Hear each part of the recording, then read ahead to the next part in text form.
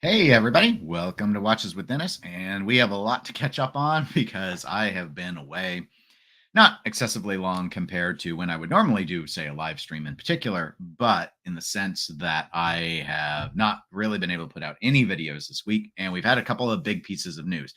Now, I actually originally planned to do this live stream discussing the 75th anniversary Seamaster launches that Omega revealed. And we're going to spend most of the time on that. But then, like the day after I saw that, there was a new Red Bull Racing themed Pelagos FXD. I think it's the FXD is what they call that version. And so, in a new material in carbon, in a carbon composite. So I thought, okay, well, probably should talk about that as well. Just in terms of background, so I had a conference just a few days ago. It's not a conference I just attend, it's a conference I run. So even though I actually brought a computer where I can do video editing, one of my laptops with an old version of my Vegas Studio Pro software, which is what I use to do pre-recorded videos, and a mic, I was like, I just didn't have the energy to do it. And I didn't know that Tudor was going to do the announcement that they did. I did know that something was going on with Omega. They were teasing it for quite a while. It actually was less substantive than I expected, but nonetheless, there were a number of watches that were dropped, all with a very similar theme, and we will get into that in a moment. I will remind folks, if you want to support the channel beyond just watching it, you can always join the 99 Cent Club. And I've got the link in the chat, and that is just a way that you can choose to participate. You get some little emojis that you get to use. You get a little badge thing. I also list priority reply on comments, but I think I'm pretty good about replying to comments anyway. It's easy when your channel is relatively small. Also, I'll go ahead and share a link if anyone wants to join in the discussion today into the chat, because it doesn't just have to be the Dennis Show talking about stuff with just my one opinion. But nonetheless, so in terms of some other logistics, I see Ken, welcome to the live stream, says that Omegas are cool, but too expensive. Thumbs down on the Tudors. Well, if I just said that, the video would already be over. So I have to draw it out. I have to stretch these things just a little bit.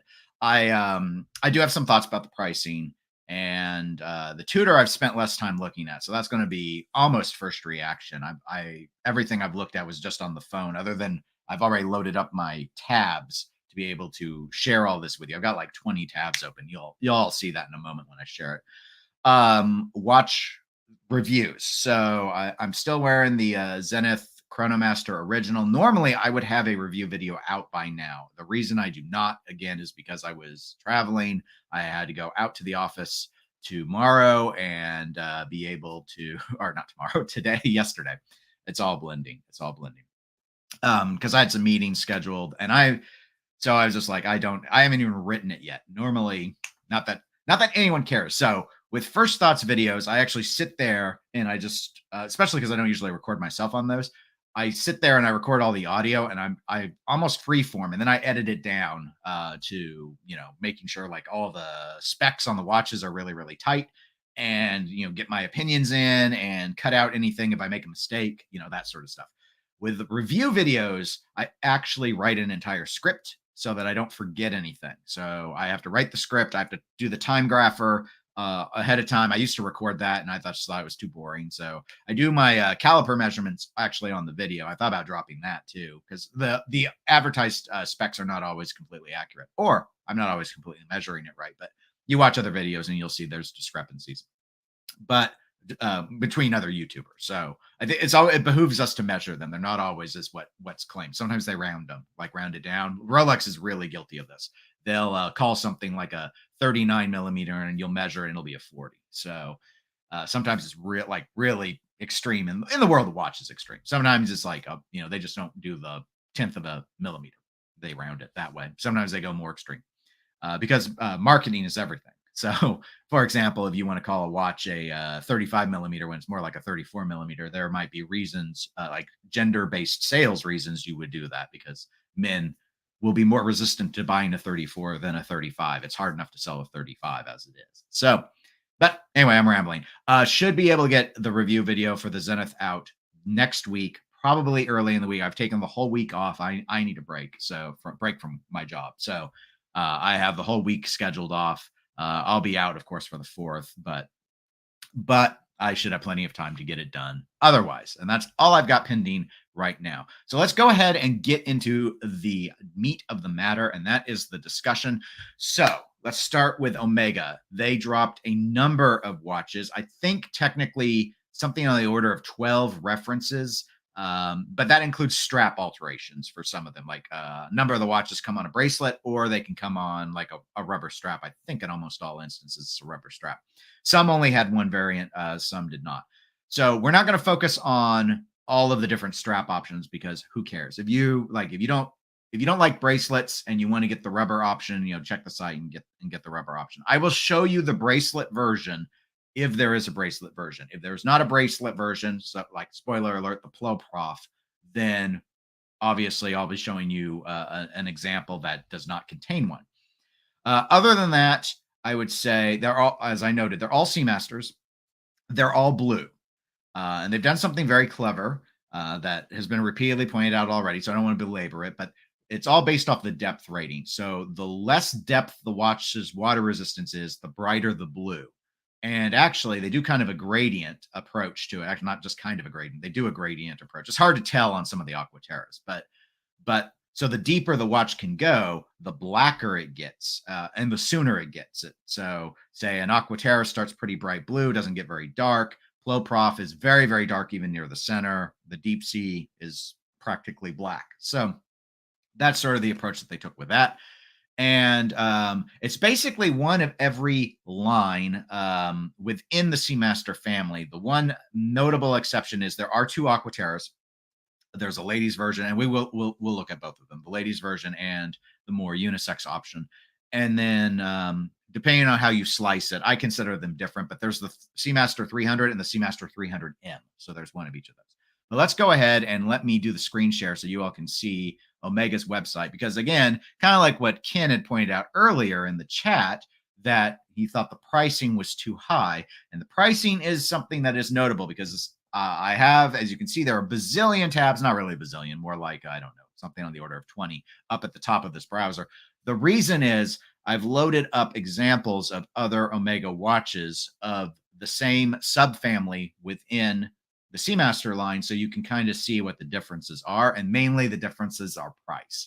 So I wanted to really emphasize that because these watches are all more expensive than their already existing counterparts, even though they're not limited. And Omega loves limited editions. So maybe we should give them a pat on the back just for resisting the urge to limit all of these. But it really is just another dial reconfiguration. How good the dial looks really varies a lot by the watch because they've taken a different approach with every single one. Even the two Aquaterras are significantly different from each other. And so we'll start with this one. So this is the ladies, what they call the ladies selection Aquaterra. 150 meters of water resistance. This design is not something that I think they've done in the 38 millimeter before. They do have 38 millimeter Lady Aquaterras. Here's an example of one, but you can see the indices on this. If we blow it up a little bit, this is the one that already existed. You can see they've got the sort of the sharp pointed triangle-esque indices, and they have the rectangular style date window. Whereas on this iteration, they have these sort of sailboat hole inspired indice markers. And you see the round date window, the rounded date window. Now, they have done this before on the 34 millimeters. If you remember what I call the colorful Aquaterras that were revealed at 2022's Watches and Wonders and didn't hit any of the shops until like January of this year, those are the exact same dial design as this, other than the color, but they're 34 millimeter, not 38. I didn't load one of those up as an example because they are the same price as the 38s. They're $6,600. So they've upped the price by $400 for this new version. As you can see, it does the sunbrushed effect. I actually really like this effect. This render does not do it justice. If you see it in light, Time and Tide has a video out with every single one of these versions outside. I think they were at the Greece event where these were revealed. So you can actually see them in natural light and kind of see how well they play with it. So I'll note two things. One, the dial's sunburst is very prominent. It looks really good. I love sunburst, though, so that's a personal bias of mine. Other thing worth noting, though, some of the labeling like the print, like the printed Seamaster and the coaxial master chronometer, it seems to wash out in the light. And that's actually a problem with a number of these lighter dialed versions. Is I think in direct sunlight, it's difficult to read the text, not read the watch, like read the time or anything. So, whether that bothers you or not, or if you like the idea of the logo washing out, I mean, Moser does that with a number of their watches. They're basically almost going to the point where they don't even print their name on the dials anymore because they make it so subtle. This, I think, was less deliberate, just a side effect of the design. Only other thing worth noting is closed case back on all of these watches we'll talk about. So I won't belabor that repeatedly because it's the same design. It's Poseidon riding on a couple of seahorses. I guess he's in a chariot. I don't know if he's like straddling two seahorses. Not sure. According to the Lonely Island song, Poseidon should be looking at me, not me looking at Poseidon. So I don't particularly care. I also don't particularly care that they decide not to do the display case back. I will say one of the things that seems to come up a little bit is compared to similar sized version. And in fact, we can do that versus the other one here is I think these tend to be a little bit heavier, even though I think the thickness is the same. So 12.3. The lug to lug, I think, is longer on the new one, too. This is 44.9. This is the old one, 45.1. So a couple tenths of a millimeter longer. But the weight is 138 grams on the new version, 132 on and I'm guessing that's the difference of the metal closed case back versus the sapphire. Don't know if that's the case or not. Maybe it's some other reconfiguration aspects, but it's still got everything else is the same. It's the 19 millimeter lug width and 38 millimeter diameter watches. So that's the ladies version. I do like the sunburst effect a lot. Actually, I like a lot about this dial design. I know they advertise this as a ladies version. I really think it would have behooved them to advertise this as unisex, especially given it's 38 millimeters. I think they'll just put men off by throwing it in the ladies section, even though I really like this date window more than the traditional kind of rectangled off one here. I do prefer the pointed indices on the Aquaterra, though, versus the softer kind of hull-shaped ones. But it complements the watch pretty well, I think. And hey, Tuna, welcome to the live stream. We're talking Omega, and we're going to talk a little bit about the new Pelagos as well. But I got a lot of Omegas to go through. We got through the one that they branded a ladies watch. Everything else is in their unisex lineup. So let's jump to that next Aquaterra, and that is this one, the 41 millimeter. Now, this was always the size I looked at.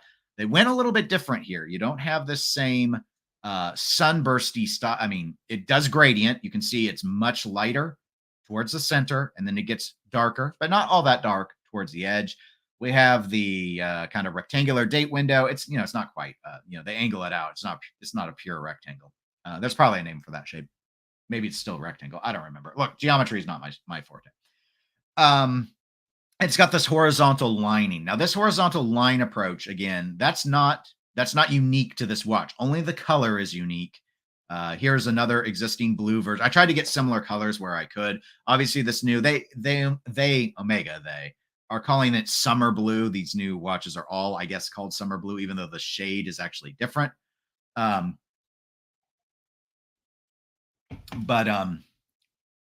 So you can see here, this is one of their older ones that they've had up. And again, price differential, they bumped the price up $300 between the new 75th anniversary one and the old one. Now, I see there's a question that Ken had in the chat about why is the smaller Aquaterra more expensive? That is an excellent question, Ken, and I wish I had an answer for you, but I don't. Let me twist the question and sort of throw it back to you and everyone else who's watching. Why are Aquaterras more money than 300Ms? Because that's been a long-running thing, and it makes absolutely no sense to me. So I had wondered, and hey, Koji, welcome to the live stream. Koji suggests level of finishing. I would have thought that, except at least historically, I've never been able to detect a difference in finishing between an Aquaterra and a 300M. In terms of dial finishing, for example, like you might like the Aquaterra's look more than the 300M's look, but I think, basically the same idea on the bracelet, basically the same movement decoration's identical, the standard machine level movement decoration that you would get. And the only difference of note I could ever really identify is the 300M can go deeper, but it was a cheaper watch. In fact, that will be our, well, I got a couple of those. I'm going to jump ahead. Here's an existing, oh no, that's the 300. All right, 300M. See, regular 300M, 42 millimeter. This is one of the older ones. It's still in the lineup. They still make this. $5,900. And then we jump back. Aquaterra, $6,300. And this is the older Aquaterra. So I don't think it's level of finishing. I don't think Omega knows what they're doing on their pricing. I think they've just thrown things in tiers. And when they came and did this 75th anniversary, I think by and large, they just tacked $300 on it. Because I think most of them go up $300, but I don't think all of them do. I think there might be a more significant jump later. Anyway, I like this style. It's a little more aggressive with the horizontal lines than just the sunburst. And while I'm a big sunburst fan, the larger watch, I do like this. I actually, on the older one, I actually prefer the white dial to the blue. But again, we're talking about blue watches, so we're because that's what Omega has dictated we will talk about. So we've got that. Again, only other real difference is the display case backs on this old one. These have 20 millimeter lug width, so much easier to strap monster these up. Lug to lug, I think, is the same. Yeah, 47.9. Thickness is the same. Everything is the same. Same movements as well.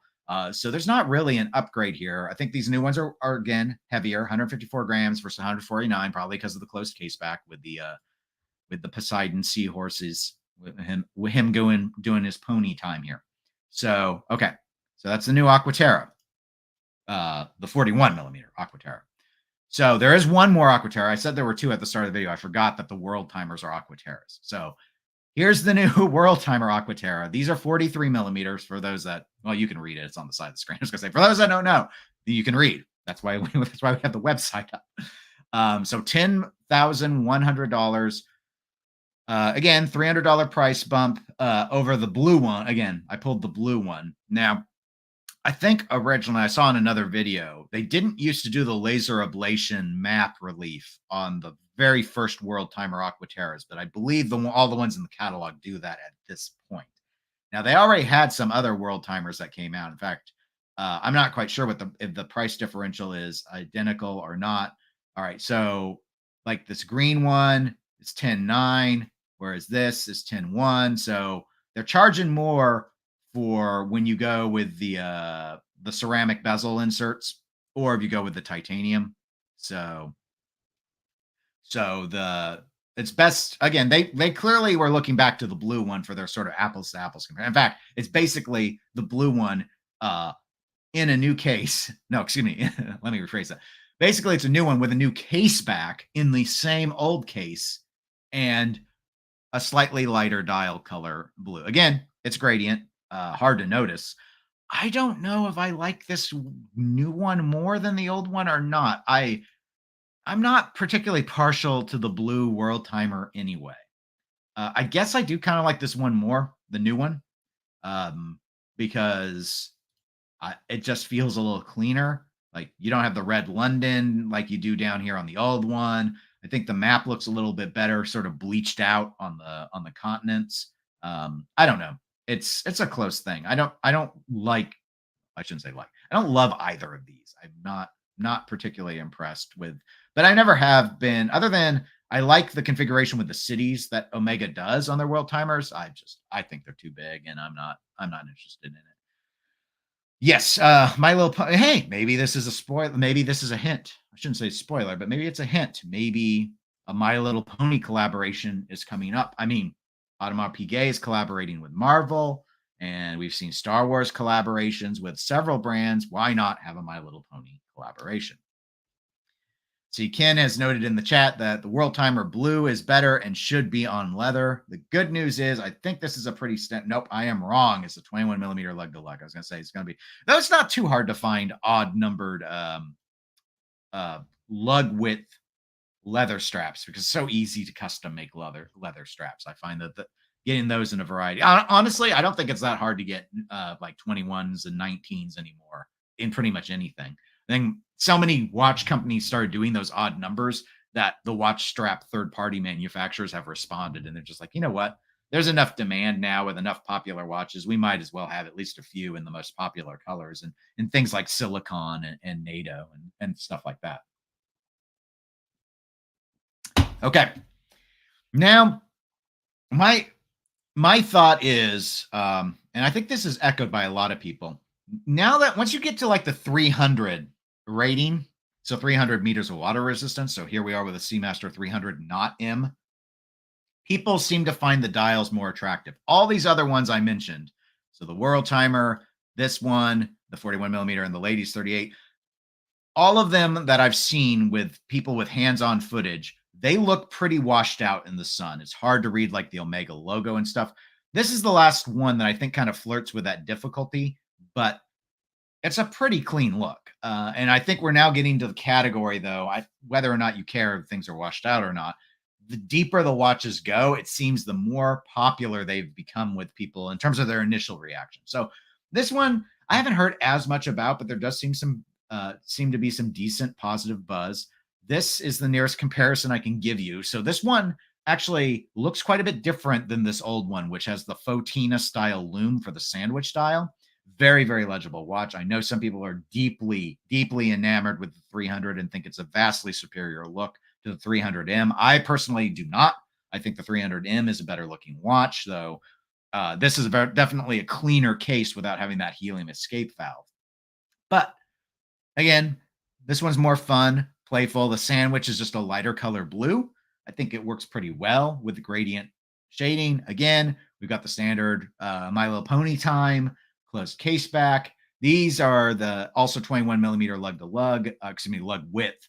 So not the most convenient, 48 millimeter lug to lug, I believe. And again, thickness is going to be the same. So it's interesting because the case back going solid doesn't seem to add any thickness to these watches, but 153 grams on the old one, 156 on the new one. So again, I'm guessing it's the closed case back that's adding 3 grams to the weight of the watch, and that sapphire is just lighter.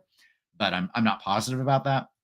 But as you can see, I think most of these are pretty safe, and I'll opine my final thoughts on that once we get through the rest of these. But let's jump to the 300Ms. So now, so far, again, this was 7,400, 7,100, so another $300 price increase.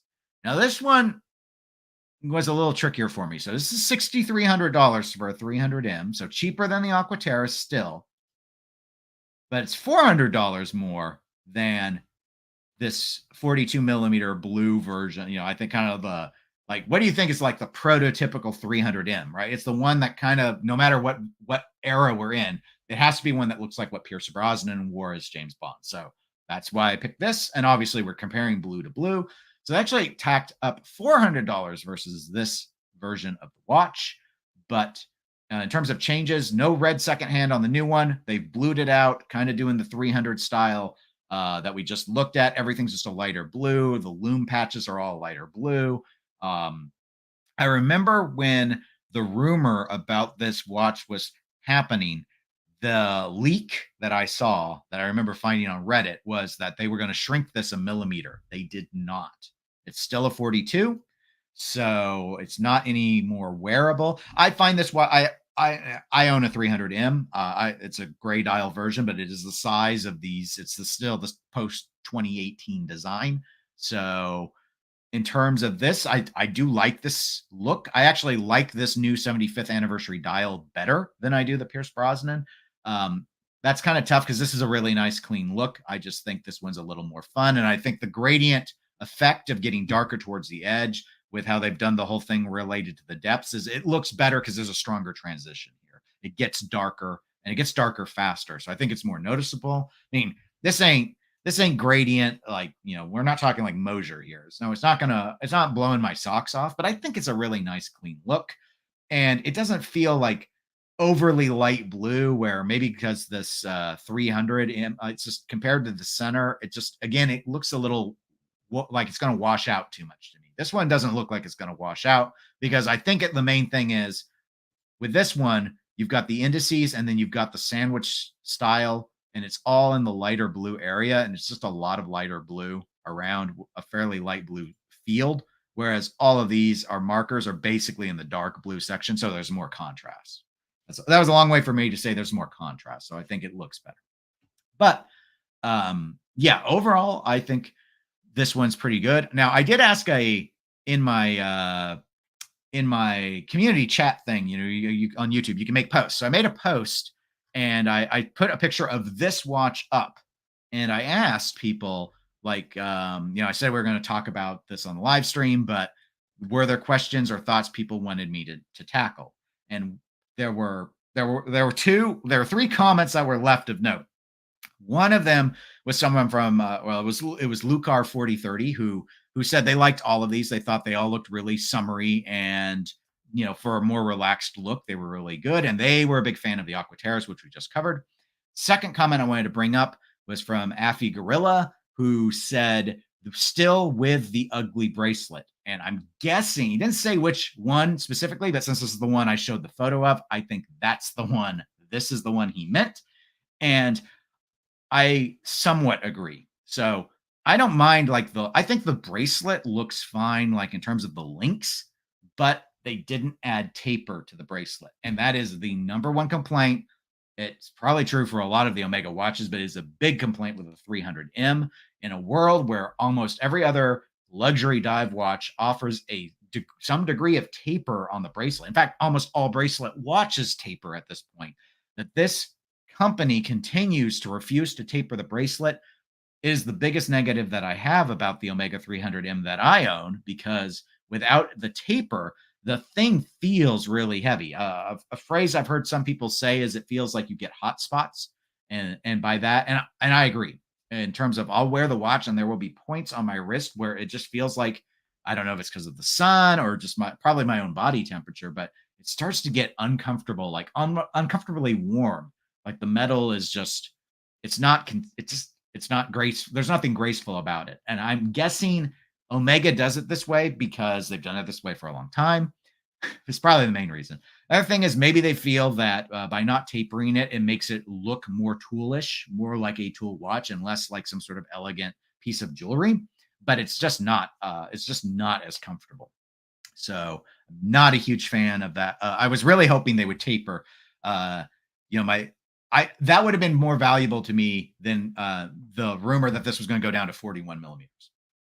I think it works fine as a 42 millimeter watch. I think lug to lug is reasonable. It's under 50, I think. Yeah, 49.9, just under 50 millimeter lug to lug. So it's not a smaller wrist watch, but a lot of people can get away with this watch. But that lack of a taper absolutely annoys me.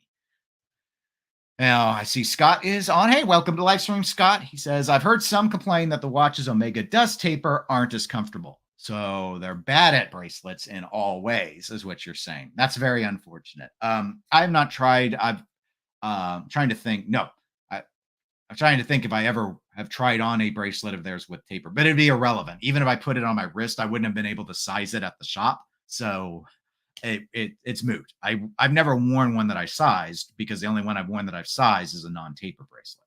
So I see Ken has also noted that Tudor does not taper. Tudor also has a lot of watches where they don't sell bracelets too, though. And in fact, my experience with Tudor was twofold. I did have one with a bracelet. It was a 1926 though. And that bracelet was reasonably comfortable, but it was also a much smaller watch. And maybe because that was a 39 millimeter. So maybe if you go with a lighter weight watch, maybe it's not as noticeable, like wear wise, it's not as noticeable. The discomfort isn't there. But I agree with the discomfort. I feel it's notable on this watch. It's that's the only main negative. In fact, I took it off the bracelet for quite a while, and here for summer, I'll probably take it back off again and throw it on a silicone band where it feels so much better. Ken also notes the 300 meter bracelet design is bad for tapering. I do agree that if they were that they can't just go in and taper, they'd have to change it. And I wonder if they see it as too iconic. Are we too like Pierce Brosnan oriented?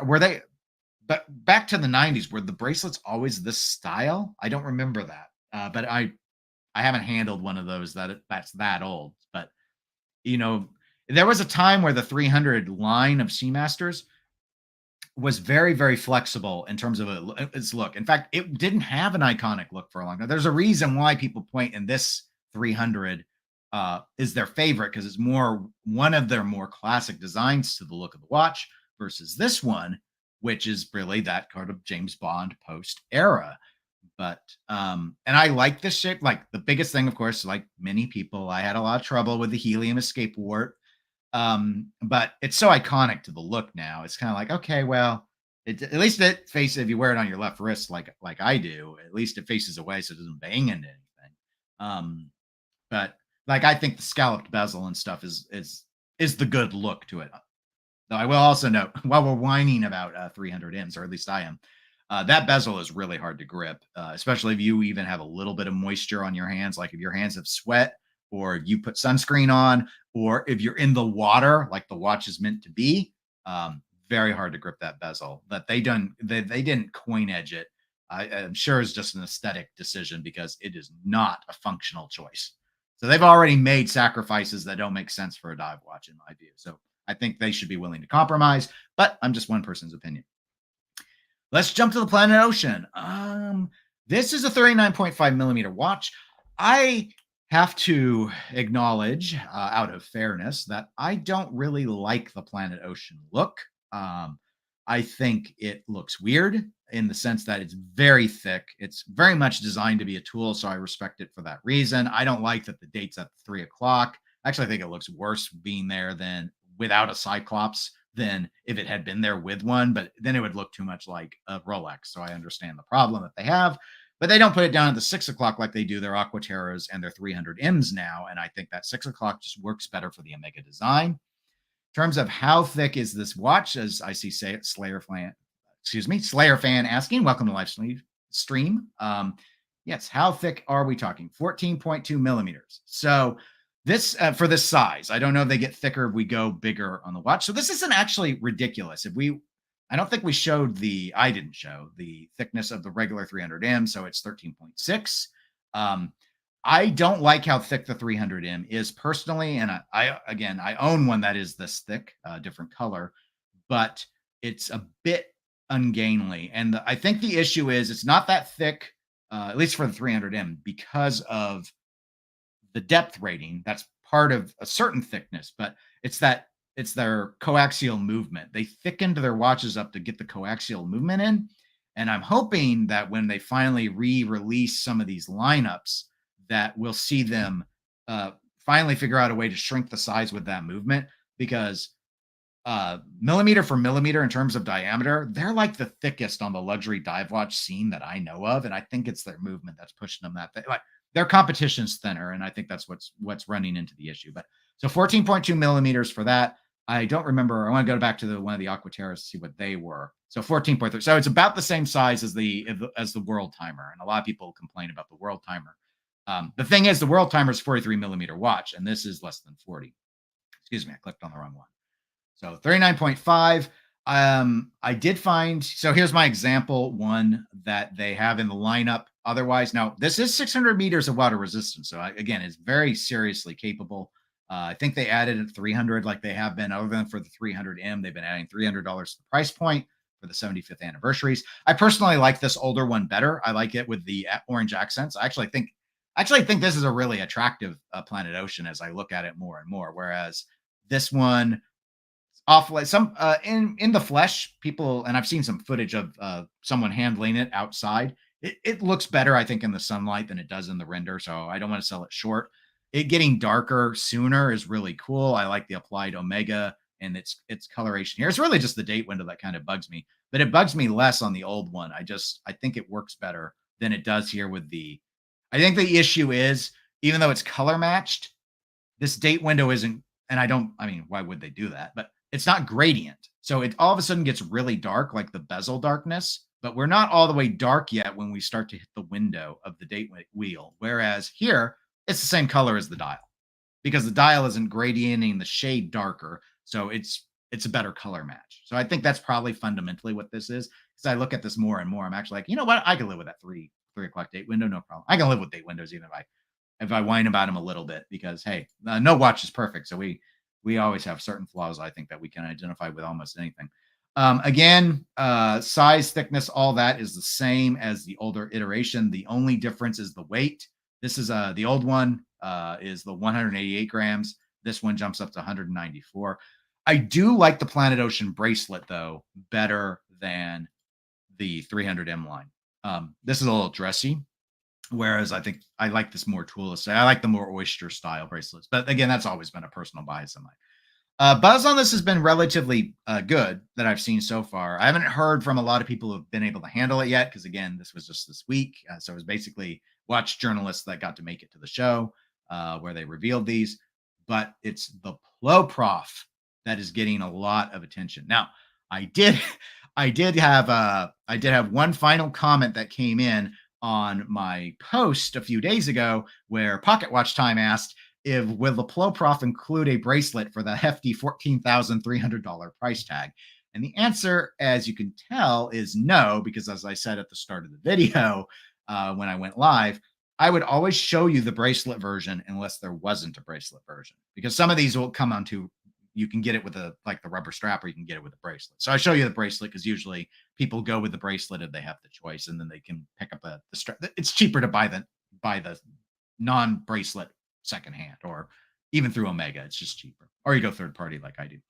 So this is the new Plo Prof, 1200 meter water resistance, engineer designed, not ever meant to be aesthetically pleasing in the sense that was never the goal. This was a purpose-built watch. A lot of people are deeply enamored with it. This is by far the most popular, broadly speaking, reaction I have seen to the entire lineup of the 75th anniversary. And I understand it. I actually like this watch. I like the way this watch looks. I think it looks way better than Panerai design, which is the closest thing I can think of that kind of mirrors it with the whole crown guard shape here and stuff. I just think this looks really cool. They like the ladies 38 millimeter Aquaterra 75ths. They've gone sunburst. It looks really good though with how dark this dial is. You can even tell in the render this looks good. It looks good. Go and again, you can check Time and Tide. If you go to their YouTube channel, you can see someone handle this in the sunlight. You can see how cool this dark dial looks, where it's only light right here, and then it gets really dark really quick. Again, going with their theme of darkening the blue quicker and more and deeper. The more depth the watch is, water resistance of this. Same close case back design. However, this seems to be like laser etched. So it's not, so it lays flat, and it's actually easier to see My Little Pony time with Poseidon on this, if you care about that. Don't really care about the case backs, but anyway, very, very, very interesting watch. $14,300 though is exceedingly, exceedingly expensive for a watch that does not come on a bracelet. So I see there are a few chat comments I want to catch up with real quick. I'll show you one of the other ones in their lineup here in a moment. Ken says he likes the Plo Prof, but it should be $6,000 to $7,000 in his opinion, not $15,000. Tuna says he likes no, he doesn't say he likes it. He says the Plo Prof is a watch that is too bizarre for him. As a talking tuna, you should appreciate the Plo Prof. That's what I say. Scott says the strap is atrocious. and so it's like, well, okay. I mean, it's maybe it's really comfortable, question mark. I think I have one style strap that's kind of got these things where the cool thing about, I don't know if Omega's does this, so I need to be careful, but there is a strap, a third party, a Barton watch band strap like this, where the tail has a rubber nodule that sticks up, and it latches in, so it holds really steady. Which is pretty cool in my view, but it's just the end of the strap, and the keeper has it, not every part of the watch. This looks, these are very large pin buckle holes for, I'm sure, a very large pin buckle. Koji says my irrational desire would be the Plo Prof dial on the 38 millimeter Aquaterra. Well, that's actually not irrational, because sunburst dials are great. They're one of my favorite designs. I've owned several sunburst style watches, but this is a freaking big, I almost said naughty words. This is a freaking big watch. Now, this is actually smaller than a lot of Plo Profs have been. So 55 millimeters, that's the lug to lug. 45 millimeters is the distance across, because obviously this is not a perfectly round watch. So here are the other Plo Profs in the catalog. This is the smallest one at 45 millimeters wide. The other ones were 48, but you can see the price delta change. This ain't no $300 price increase. The most expensive iteration was $13,800. So this is $500 more than like this orange monster one that they have. Now, this is titanium also, incidentally. The other one, were they always titanium? I'm gonna guess no. Nope, Omega steel. Okay, so it's a steel watch, not titanium. I thought it was too bright to be titanium, but I don't know. I don't know if this bracelet, these like bead of rice bracelets. I've never had one. They look really cool. But I don't know how comfortable they are. So anyway, and I think we're still using the same old movement here. 8912. I think that's still the 8912. I didn't double check. No, it is. Okay. So, I mean, I personally like the dial a lot. I like it more than this one. But yeah, you're giving up a lot for additional pricing. So yeah, titanium. That's the why did I click on the same one as before? Are these all titanium except for yeah, okay. So all the comparisons are titanium. So they'd be, in fact, what is the weight? Because titanium is a light metal. So all right, 48 lug to lug. Why is it? I thought it was 55. Okay, 48 is the lug to lug. So 55 is a cross. I apologize. I misspoke. So this is 45 lug to lug. Yes. And 55 across still. So still a smaller watch, but we've got a no weight. They're not listing the weight. That's not helpful to me. Well, it's going to be more. It's going to be more in steel than it would be. I don't care that it's smaller. It's going to be more than that titanium version. Anyway, I love the look of this dial. I like the look of this watch, but I'm very disappointed that it doesn't come on a bracelet. I'm actually okay with it being on steel as the size it is. And maybe their logic was that would have probably, well, not probably, that would have affected the weight as well, though, is the titanium ones do come on their titanium bracelet, and this comes on rubber. But so it's not a good apples to apples comparison anyway, but I don't I don't know. It's way too expensive in my view. Um so let's see. Tuna enjoying my joke. Slayer fan has asked low prof or deep sea. Good question. And we'll load up the deep sea now because that is actually the last one we have to talk about. And Ken has noted JC by far, and it's cheaper. Yes, cheaper. So deep sea. This one also has gotten a lot of discussion, more than I thought it would, given the size of this watch. Now, in response to Slayer fans' question, I'll just answer it right now.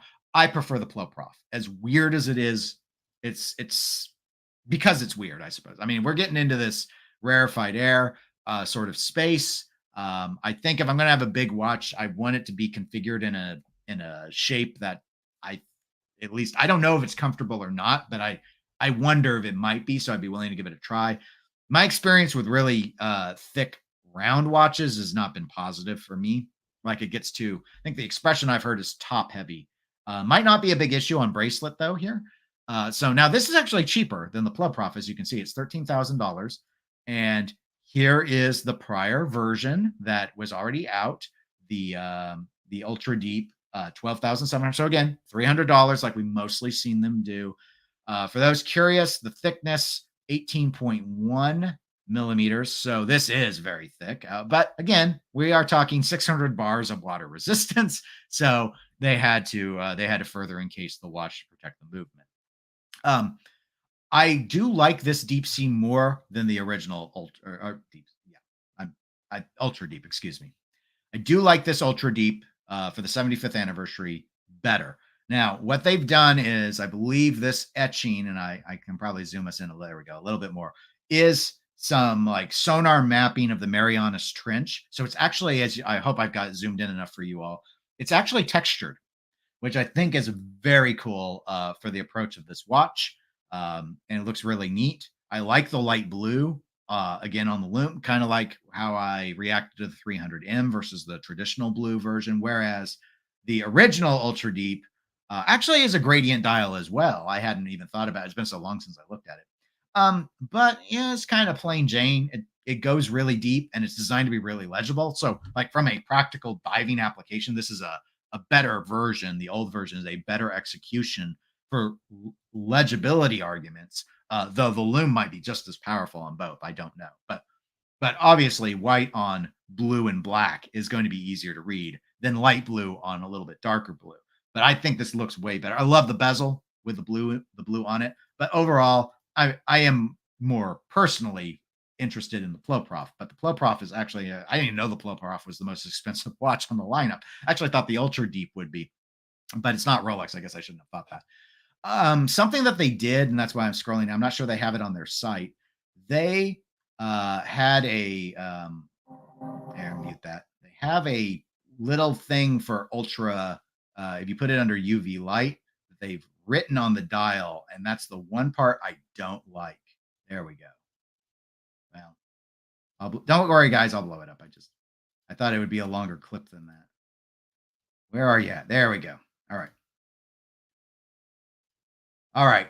So it's hard to see, but this like kind of like hand drawn art thing going on here. So they got like this little spot, and then this marking that says like the depth that they got the watch to, like 10,938 feet. And then what it's supposed to say, you can only see the was here, but it says Omega was here, kind of like written out by hand.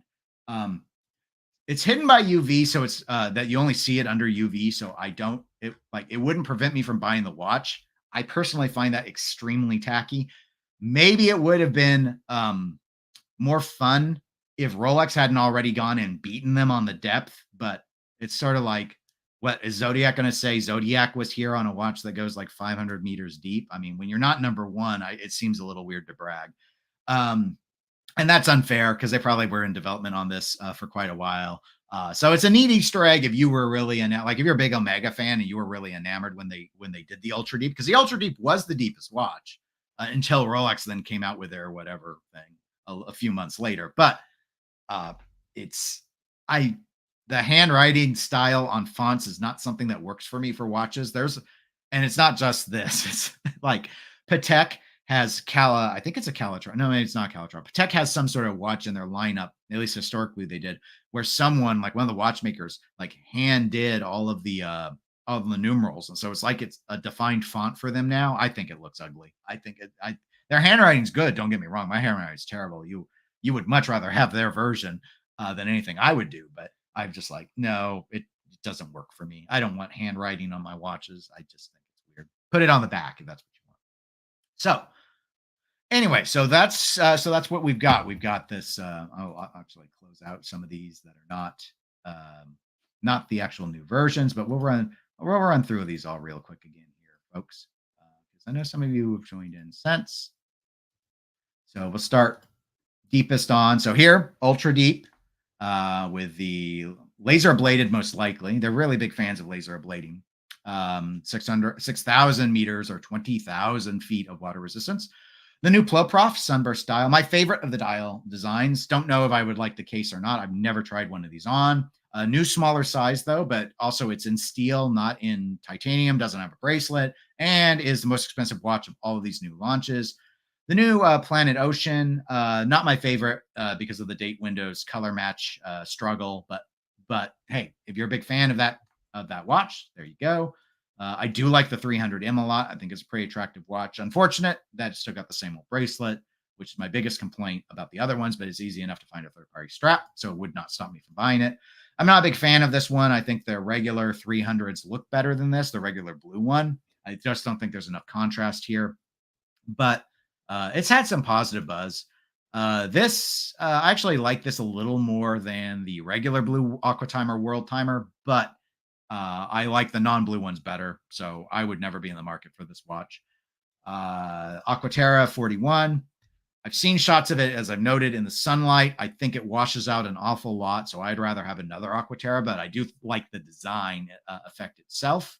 It's decent. I actually prefer the ladies version with the sunburst.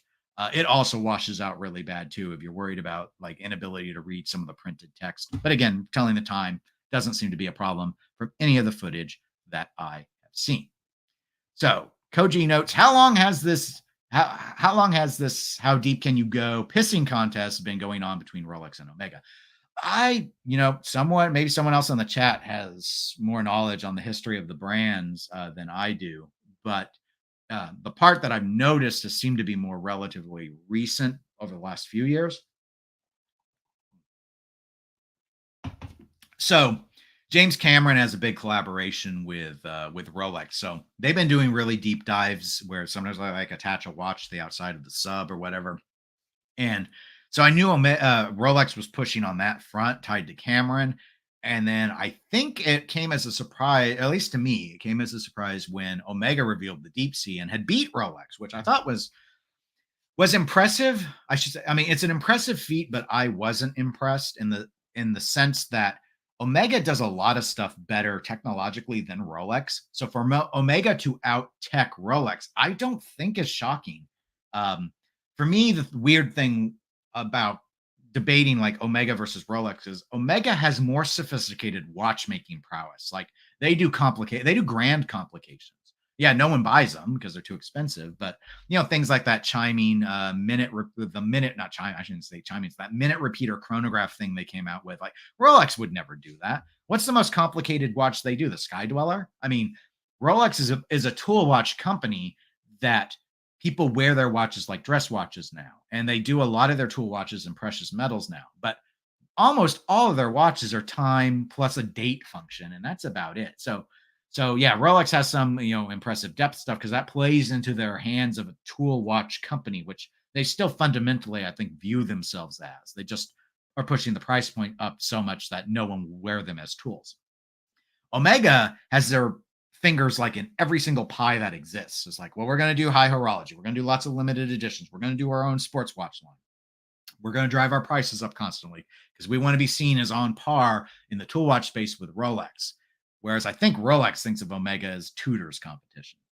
But I mean, what they think and what the public thinks are totally separate issues. So it's a weird thing. But I don't know if they're going to keep gouging each other on the like poking each other with sticks on the depth thing, because we're at the point where you can take the watch and like throw it into the Marianas Trench. I mean, how much deeper? We're going to reenact the movie The Core, and if the core stops spinning, we're going to go down to the center of the earth. And I don't think the pressure matters there anymore because we're not talking about water pressure at that point. So anyway, I think maybe it's done? Question mark. I don't know. Maybe they could just try and take these ultra deep watches and then make them wearable.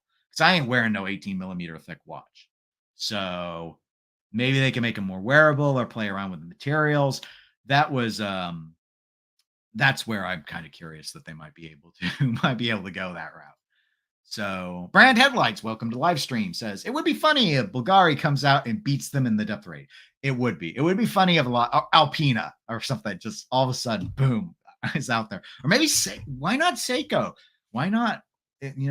Seiko's defeated them so many times in so many other ways, and Seiko loves to make dive watches. Why not have Seiko come in and do something really? And then they could price it less than they price their King Seikos, and we'll still remain confused at Seiko pricing, which makes absolutely no sense to anyone who pays attention to anything. I made fun of, though, I don't understand why the 300M is a cheaper watch than the Aquaterras are. And I have no idea why the smaller Aquaterra is more expensive than the larger Aquaterra, but Omega ain't got nothing on Seiko when it comes to completely illogical pricing. That is not not the point of this particular live stream. I like Koji's suggestion of the Cartier Core. I don't know if you haven't seen the Core, it's really stupid, but it's worth watching. Simply because of just accept that the science is not going to make any sense. And I'm not a scientist. You don't have to be a scientist. You'll be like, this doesn't make any sense. And that's okay. And like in the movie Avatar, they bring up unobtainium. So you always can have fun with unobtainium.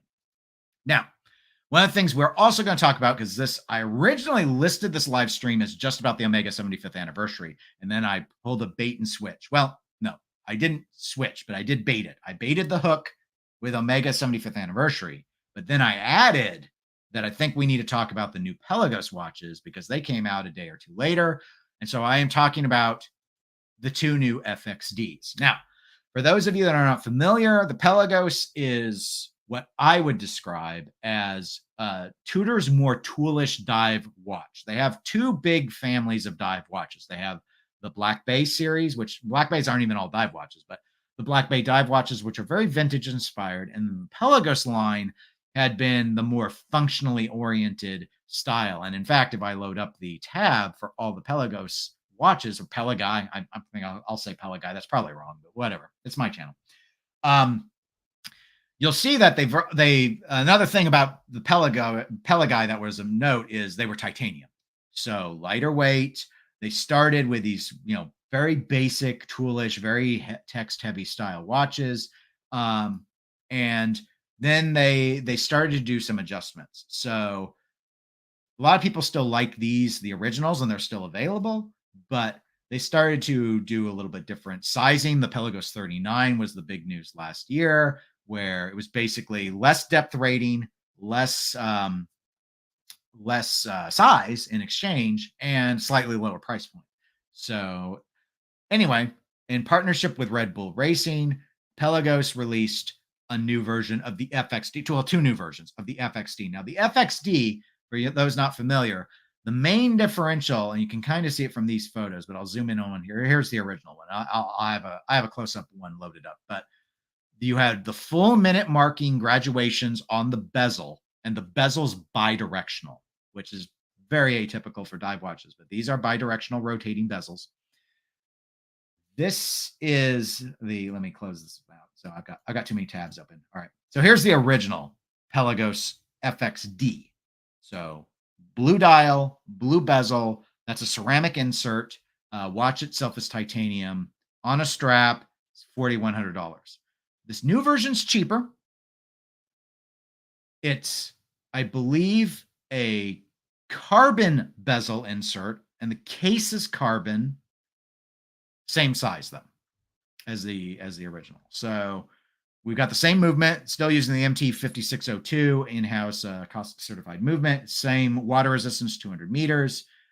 Blue dial still, bounce between the two so you can get a good look. Different shade of blue though. This is Red Bull Racing blue. So we got accents of red here. We got red to say Pelagos. We've got red on the second hand and a little bit of a red accent on the strap that the watch comes with. And the watch itself, the case is what they call black carbon or a carbon composite. So it's all matte finish because sort of that carbon. I mean, is carbon composite the same as carbon fiber? If it's not, it seems to be very similar. Ken notes they're going to over-design the entire FXD line to make it stale like the Black Bay. I don't know ultimately if they'll over-design the FXD line. My concern would be that they're going to over-design and well, let me rephrase it a little bit different way. I think they're going to make it stale, Ken. I agree with you. But I think they're going to do that to the entire Pelagos line. I don't think it's going to be restricted to the FXD. I think it's already started with the decision to do the 39 millimeter, which that was their playbook. Here's the Tudor Black Bays, the dive watch line. They're 41 millimeters. Come out with the 39 millimeter versions, and people went gaga over them. And they've already started that with Pelagos last year. The thing that surprised me is they did another FXD. I thought they would just drop a new Pelagos 39 with a blue bezel and call it a day, and sell their gazillions of the watches. Now, Slayer has asked in the chat, what are the opinions for, I'm assuming the questions to all of you, like, what do you guys think about the Red Bull Tudors though? Like, visually, and I don't watch racing, so I'm not a Red Bull Racing fan. I like the color scheme, I think looks good. It is just iterative. It's not, there's nothing revolutionary here. The closest argument I think you could make on that, and I'm only talking about right now, the time only one. But it's a no date watch. It's super clean. The FXD look is good. The carbon look is good. Really unfortunate timing. I'm sure. I'm assuming they thought about it. That's why I asked about this carbon composite. Is that carbon fiber? I think in the wake of a certain submarine imploding being made out of carbon fiber, maybe it wasn't the best time to launch your carbon-based dive watch, but I mean, it is only 200 meters of water resistance, so it's not exactly trying to go down to the great depths. But I thought it was somewhat odd to reveal a carbon dive watch right after a major carbon-based diving vessel disaster. But I'm sure this was already in the works for the launch. And so maybe they just held their nose and they're like, maybe no one will notice. Well, I noticed. So anyway, but I like the look. I don't know if I'd like the cloth strap, but that's true for I've heard good things about the NATO straps, like on the Black Bay line, and how comfortable they are. So I'm guessing these are really comfortable. So anyway, like versus the regular Pelagos FXD, honestly, I like this whole look better. I like the Red Bull look better in every way, other than this aligned with Red Bull Racing and that's like on the inside of the chapter ring. So it's not particularly notable, or you'd have to really look at it. But because again, I don't care about the branding. Color scheme wise, yeah, as a fun watch, it's far more fun than this very staid look. But the FXD was in theory geared towards actually still being more of a practical tool. But this does everything that one does. So its tool functionality is still there. So I'm okay with that personally. And I actually like the look of it more, even though I do agree with what Ken said earlier. Is there's a risk of making it stale if we're just going to have like endless SKUs, endless iterations of shuffling this stuff around. But the chrono is, I think, more concerning. I'll get to that in a moment. Ken says, not a fan of the color design, not blue enough, not purple enough, doesn't go well with black case, bright red text on a blue background, always an eyesore. So Ken has a completely different stance than I do about this particular version of the watch. Now, the chronograph, I think, is a little bit more of a hodgepodge abomination. And I'm using abomination just to have a loaded term. It's not that bad. But I've never been, now this is the first chronograph in the Pelagos line. But I look at this and I can't help but feel like they went to the parts bin for Pelagos and Black Bay and they just started grabbing stuff and they're like, let's just stick this all together. So it's going to use that Breitling developed chrono movement, the same chrono movement that's in the Black Bay. Okay, makes sense. The 2 subdial configuration on the Black Bay chrono, just like this, is very attractive. As I've complained about before, I don't like the snowflake hand being on a chronograph watch like this. I don't have anything against the snowflake. I had a snowflake hand watch. I didn't get rid of it because of the snowflake hand. I think it looks really good on a dive watch personally. Well, I think it looks good on a dive watch. I'm not enamored with it. I don't hate it. I'm fairly neutral, but I think it does give a unique Tudor look, which I respect. I don't like how much of the subdial it blocks. So if you're actually planning to use this for timing purposes, I think it's a little annoying. In reality, probably not. As I'm glancing at my Chronomaster original to see like what they do. They use things like baton style hands for a reason to block less of it because I still have some obfuscation. That's always going to be a risk. If you don't want any obfuscation, you need to use a stopwatch, not a chronograph. But I always thought that was a little bit weird. Again, the colors I think look okay, but but obviously we're using the carbon case because that's the new launch. We're using the same color stuff, but it's basically the dial from the Black Bay, but they printed Pelagos on it. That's what it feels like to me. And then they just glued on square indices instead of round ones. Isn't that what the main difference is otherwise? And it's not like it's notched like the original Pelagos with the indents. It seems like the dials are relatively interchangeable. Don't love the date being involved in this watch either. But a lot of people I know like dates. At least, I mean, it's not color matched to the dial, but it is matched to the loom, which I mean is better than nothing. So it doesn't look like an eyesore or anything to me. But I would definitely not be in the market for it. What are the specs? Because I see Brand Headlights has noted that he thinks the chronograph is too big. So I'm curious. So it's 43 millimeters in diameter. And I don't see them advertising the thickness. That's what I'm looking for right now. No.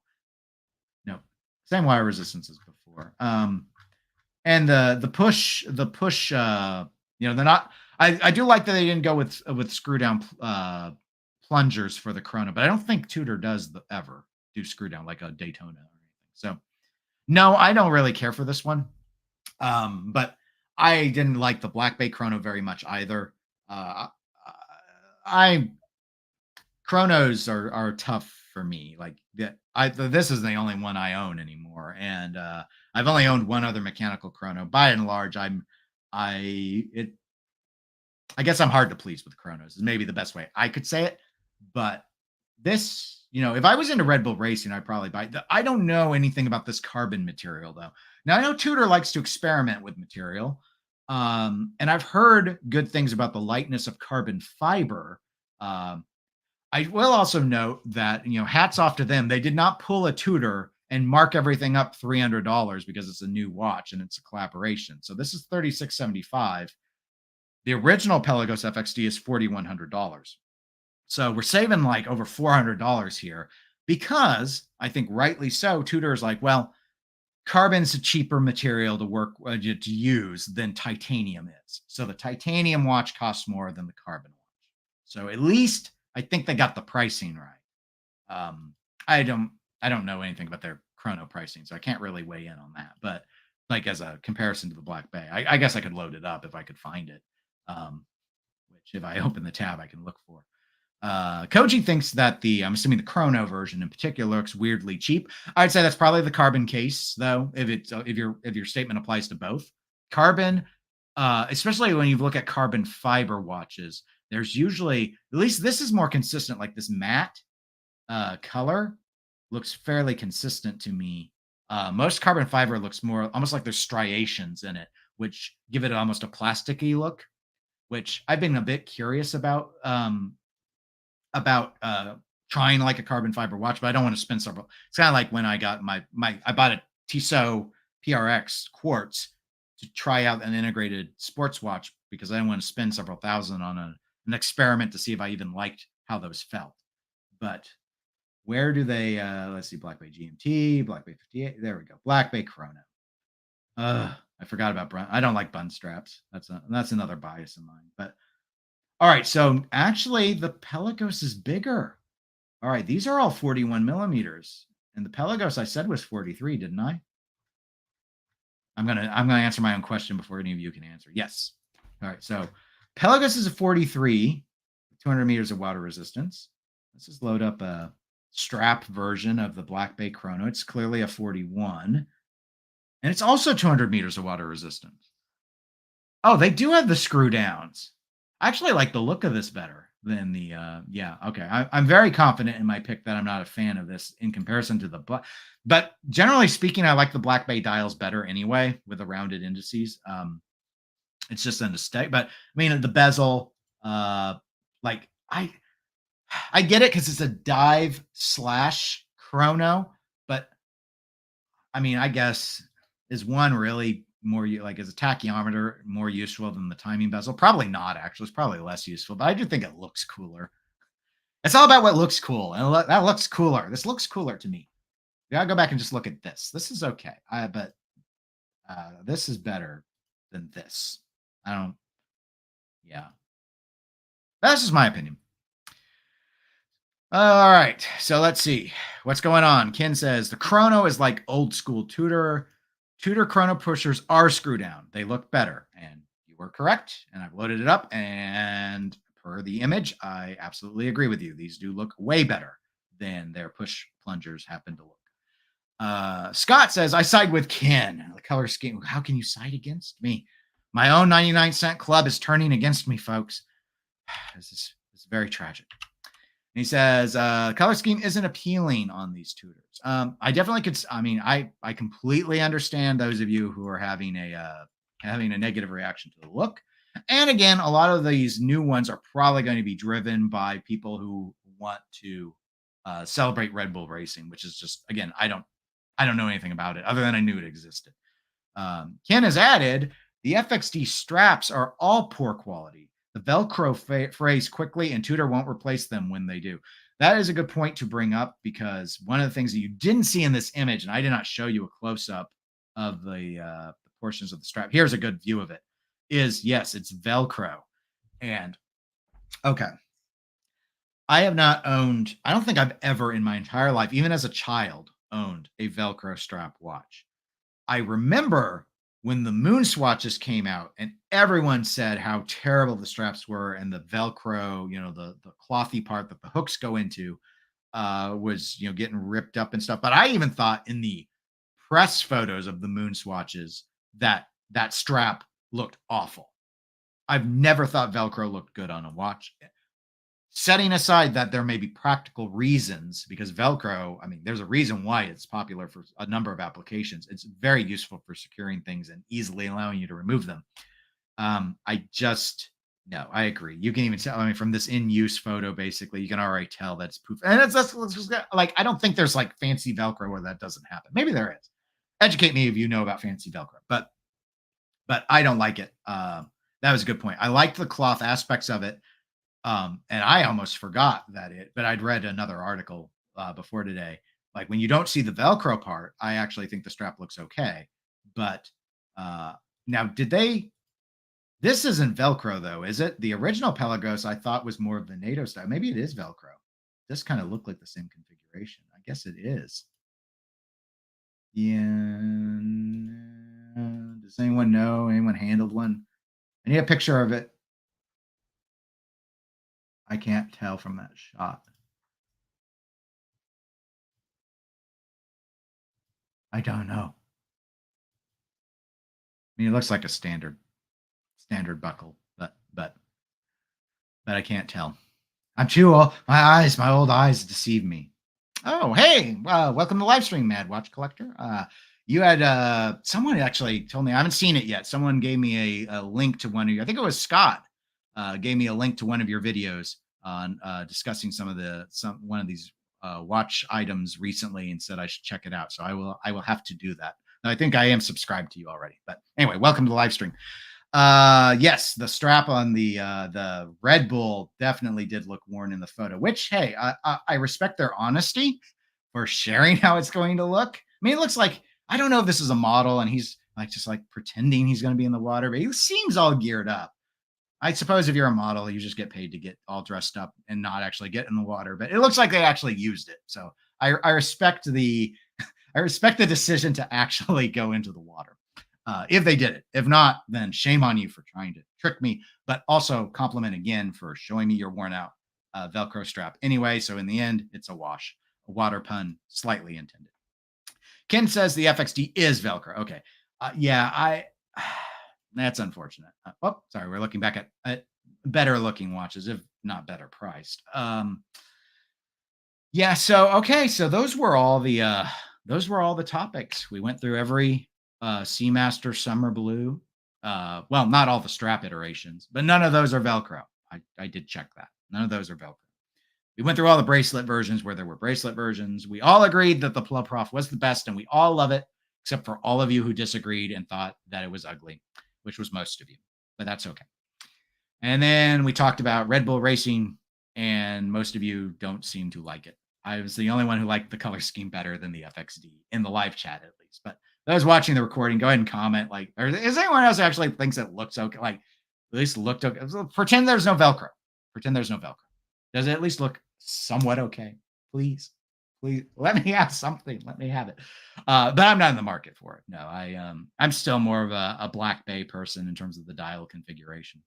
And again, as I noted, I don't know anything about what this carbon composite is. Now, Tudor's other composites have been pretty good. In my, like, I had a bronze, regular Black Bay, not the 58, and I liked how it patinaed. It darkened very evenly. There was the only green I ever had on mine was right at the coin edge where you gripped it a lot, so there was a lot of salt content from the sweat that worked into that. And from what I've seen of their silver watch as well, that's the one where I don't currently own any Tudors, and I've thought about getting a silver Black Bay 58, but I still remain annoyed that they sapphire case back to that Spartan movement, and I just can't help but look at it and say, you only did that because you wanted to reduce the silver count in your watch, because that movement is not attractive in any way. You might as well just get a Seiko 5 with a transparent case back, as little as they decorate the Tudor watches. I mean, they basically don't decorate them. So there's no reason to make it display case back. But I get it. Like, new collectors really like to see that. I've gotten to the point, like Omega, it's machine finished, but it is finished. So, I'm okay though with Omega's decision to close case back all of the 75th anniversaries and do My Little Pony Poseidon on the back. Like, I don't care one way or the other if you want to go that route. But, different approaches, different people feel differently. I own very few display case back watches, though. I think I have a total of 3 out of, and I own like a dozen watches at this point. So anyway, it all just depends. But that's not why I make my decisions usually on watches myself.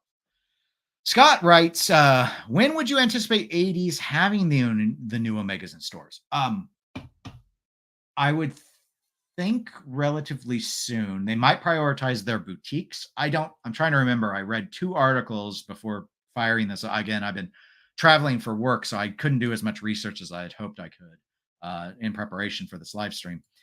So I'm not sure, but my thought would be relatively soon. Omega has struggled before, though, but it is the 75th anniversary. Here's my theory, and I don't think it's much. This ain't much of a prediction, guys, but I mean, come on. We're kind of low rent around here. I don't think this is the end of the 75th anniversary celebrations. I still think probably wrongly at this point. I'm starting to feel like I'm starting to suspect I'm wrong at this stage, but I still think Omega may redesign the 300M or do something else with possibly the other 300. But I think we're due for more than a color scheme thing. The 75th anniversary is a pretty, in my view, pretty big milestone for the Seamaster line. I just expect something. If it's not a redesign, maybe, I don't know, maybe a new variant, maybe a new complication added in, kind of like how the World Timers are relatively new Seamasters in the Aquaterra subfamily, something like that. So I think there's still going to be something new. So I would assume in that regard, especially because these are so geared to summer, that they're going to want these out soon. That being said, we cannot forget, none of us cannot forget, that when they did those colorful colorway Aquaterras at Watches and Wonders last year, those things weren't for sale in 2022, at least not around here. I heard they started arriving in January, maybe early February 2023. So, and I thought that was embarrassing for Omega. Now, there were supply chain issues that have been plaguing the watch industry, just like they plagued everything else in the whole pandemic and post-pandemic transition in particular, especially when China stayed shut down for so much longer than the rest of the world did because of their mitigation strategy. And I'm not going to go into the whole public health response and how different countries handled it, but we still had supply chain issues even when manufacturing in other countries, like in Switzerland, were in theory fully operational. So I'm hoping that was why those Aquaterras were so late, and we don't see this. And we didn't see the same delay on everything. The Aquaterras were a weird exception in some regards. So I think relatively soon, but I don't know. I haven't read like how I knew about the new Seiko 5 throwback to the original Seiko 5 was going to come out this month. Like they said July. I didn't read if Omega said when these would come out. Brand Headlights has asked, have you seen the Only Watch Gold Tudor? I've seen the Black Bay all in gold. Is that the one you mean? It's way too garish for me. I like the silver one, even though it will patina out and get darker. Gold, it's like I don't know who would ever buy a gold medal watch from Tudor is part of it. And I don't mean it to sound snobbish, but it's like I thought the whole, at least historically, the whole premise of Tudor was to basically be a more affordable Rolex. You don't do that by doing an 18 karat gold watch. So I just thought it was super weird. Like design wise, it's fine because it's a Black Bay and all the Black Bays look good. All 50 billion of them look good. And by 50 billion, I don't mean how many are sold. I meant how many different dial colors combinations they come up with. They've really milked that one. Hey, they keep selling too. They're moving up on the Morgan Stanley chart, so it's working for them. D Underhay, welcome to the live stream, says, I did prefer the Red Bull version colors, but I wouldn't buy a carbon case. It's basically resin. Okay. Well, I've never really handled one, a watch made out of that. So yeah, at the price point, even though it is cheaper than the titanium, I do have one titanium watch, and it's cool how light it is and still being metal and feeling solid. So that's fair. I wouldn't be even though I'm glad. Thank you for being my one person who agreed that they like the color scheme. So I can now rest at peace. But yeah, I wouldn't buy it either, quite frankly. So thank you for tuning in and watching. And Scott says the S&G GMT is nice, but is over 15 millimeters thick. Yeah, I mean, it depending on the watch type, what we'll go with in terms of thickness, what I can go with will vary a little bit. If they can contain the top heaviness of the watch, I'm okay. Like conceptually, it's okay. Like certain watches, like especially when we get into dive watches, for example, it being thicker is kind of to be expected, right? But I remember Longines has a GMT that they came out with earlier this year. I think I did a first thoughts video on it. Super thick. That was the main criticism everyone had when they read the specs. It was so thick. Maybe it doesn't feel top heavy, but it's a little concerning to be as thick as it was without it being a dive watch. I had a very top heavy Hamilton chrono because, they put the Valjoux style model, it's the H31, but that's a Valjoux module essentially on top. The watch was super thick. And it didn't come on maybe with a bracelet, it had been better, but it came on a NATO, and the NATO was super comfortable. But the watch was so thick, it's still, even if I tighten the NATO down again, we got pin buckles, so I can only get it so tight. It ain't Velcro. That watch always felt like it wanted to move on my wrist. And that's what the top heaviness means, or at least means to me. is it feels like it's trying to rock on the wrist. And I obviously it was a awful experience for me. I gave that watch away, but person with a larger wrist might not have felt the same reaction. My wrist is about 6.75 inches. So anyway, I'm gonna end it here. I'm gonna see Indiana Jones today, and I'm taking the week off. So not tomorrow, sometime in the next week, I will get the review out for this Zenith Chronomaster original, because I normally would have been done by now, but I've just been too busy with work, real work that pays real bills. So, but I will get that recorded and done probably here in the first half of the next week. And other than that, we'll just see if there's some other announcements, and I'll probably try and stream again on Saturday. I am trying to be really consistent with that. But otherwise, I hope you all have a really great week. And those of you who are Americans, enjoy your 4th of July. Happy holidays, and take care, everybody.